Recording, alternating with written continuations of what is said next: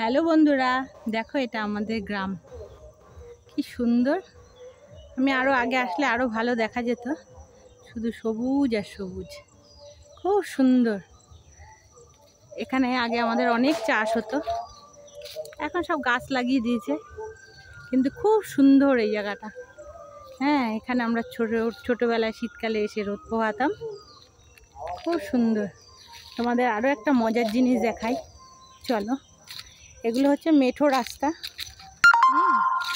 মাটির মধ্যে দিয়ে যেতে হয়, মাটির রাস্তা এগুলো সব একটু এবড়ো খেবড়ো, কারণ জমির পাশ দিয়ে বানানো তো, এটা কোনো বানানো রাস্তা নয়। জমির পাশ দিয়ে যে আল থাকে, আলের ওপর দিয়েই আস্তে আস্তে যেতে যেতে রাস্তার মতো হয়ে যায়। চলো, আমাদের ছোট্টবেলার একটা পুরনো জিনিস দেখাচ্ছি, চলো।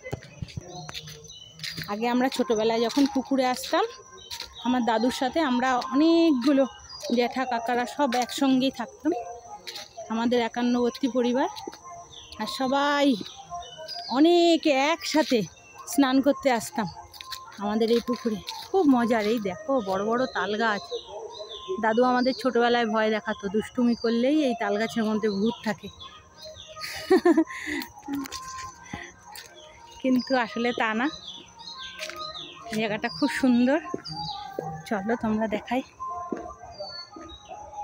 এই ঘরটায় আগে আমাদের পাহারাদার থাকতো, পাহারাদার কাকু।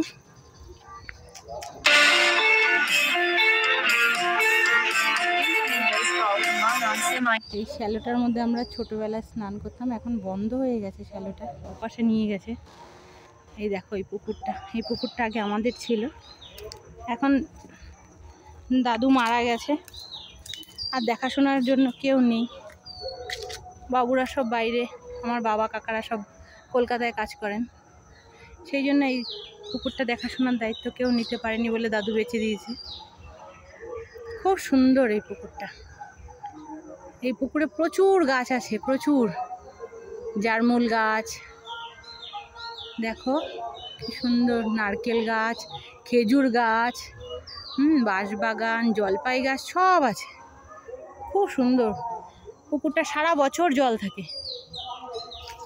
এই পুকুরটা এতই সুন্দর যে কখনো জল শুকায় না, প্রচুর মাছ চাষ হয়, আমাদের সময় চাষ হতো, খুব সুন্দর।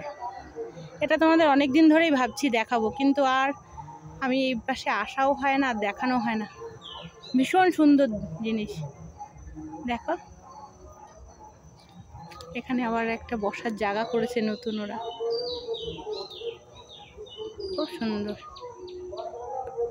দেখেছো বন্ধুরা, কেমন লাগলো আমাদের গ্রামটা? পুরো গ্রামটা তো দেখাতে পারলাম না, আমাদের পুকুরটা দেখালাম আর আমাদের মাঠ দেখালাম। চলো আর